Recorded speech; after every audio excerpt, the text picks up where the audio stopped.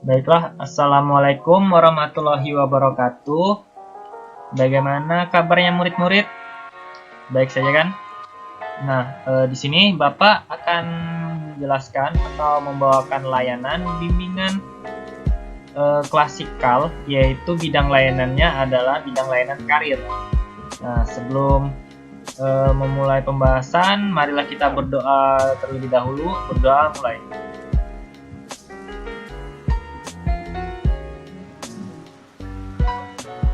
Doa selesai. Nah, baiklah. Di sini saya akan memberikan layanan berupa bimbingan klasikal, yaitu perencanaan dan pengembangan karir.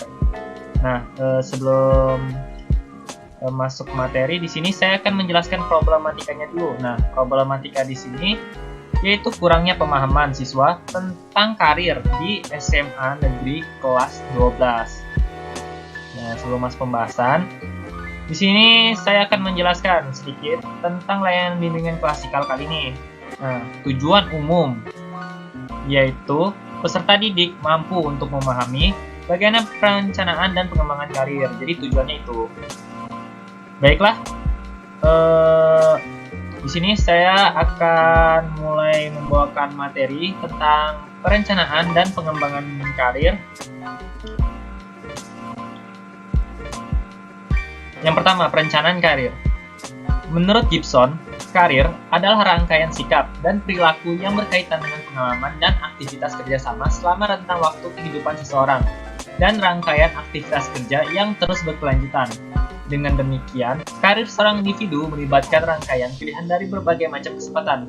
Jika ditinjau dari sudut pandang organisasi, karir melibatkan proses di mana organisasi memperbaharui dirinya sendiri untuk menuju efektivitas karir yang merupakan batas di mana rangkaian dari sikap karir dan perilaku dapat memuaskan seorang individu. Perencanaan karir merupakan proses di mana karyawan menyeleksi tujuan karir dan jenjang karir menuju tujuan-tujuan tersebut. Jalur karir adalah konsekuensi dari pekerjaan tertentu yang dikaitkan dengan peluang tersebut. Kedua proses tersebut saling kait-mengait. Perencanaan suatu karir mencakup identifikasi alat-alat untuk mencapai cita-cita akhir. Sedangkan jalur karir dalam konteks perencanaan karir merupakan alat untuk mencapai sasaran tersebut. Baiklah, lanjut.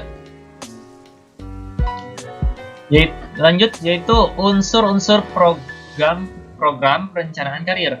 Yang pertama, penilaian individu, yaitu kemampuan, minat, kebutuhan karir, dan tujuan.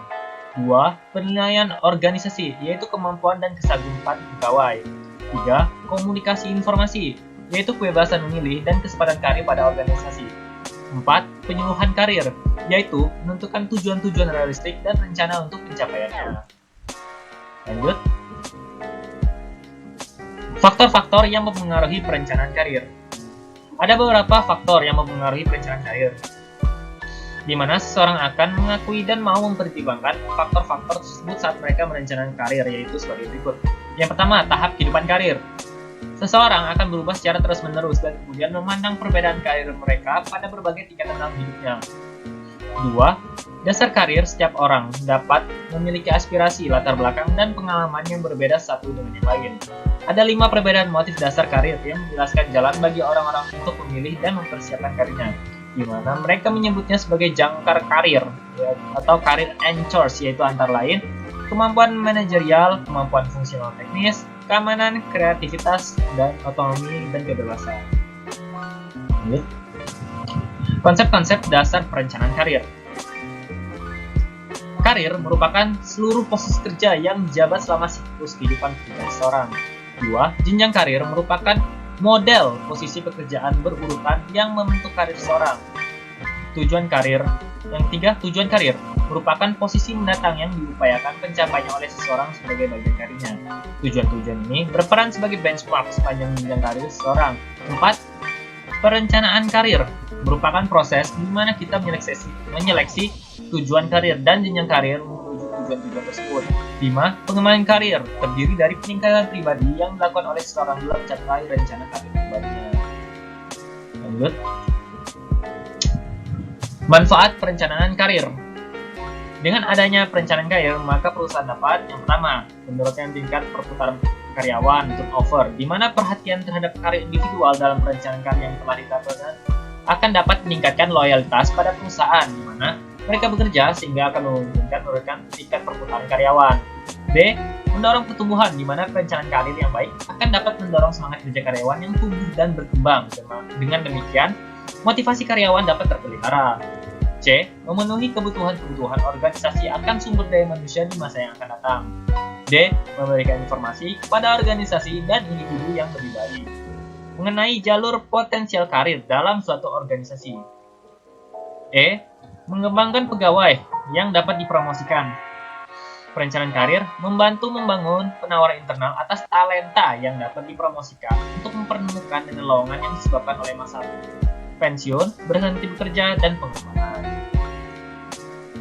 Oke, lanjut, yaitu manfaat pengembangan karir. Pada dasarnya, pengembangan karir dapat bermanfaat bagi organisasi maupun karyawan.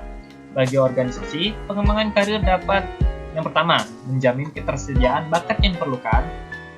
B. Meningkatkan kemampuan organisasi untuk mendapatkan dan mempertahankan karyawan-karyawan yang berkualitas. C. Menjamin agar kelompok-kelompok minoritas dan wanita mempunyai kesempatan yang sama untuk meningkatkan karir. D. Mengurangi frustasi karyawan.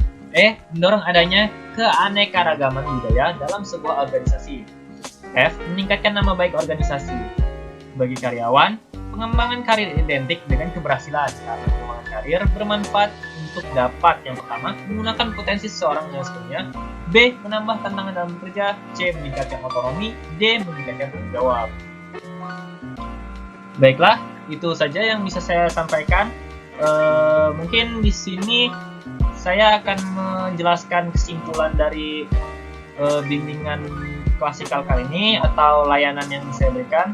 Nah, kesimpulannya, perencanaan karir adalah proses di mana individu merencanakan kehidupan kerja mereka dengan fokus utama perencanaan karir yang seharusnya memiliki keterkaitan dengan tujuan pribadi dan kesempatan yang secara nyata dan realistis tersedia di dalam organisasi. Oke, baik. Mungkin sekiranya itu saja pertemuan kali ini. Kalau begitu, pertemuan kali ini saya tutup. Terima kasih atas kerjasamanya. Wassalamualaikum warahmatullahi wabarakatuh.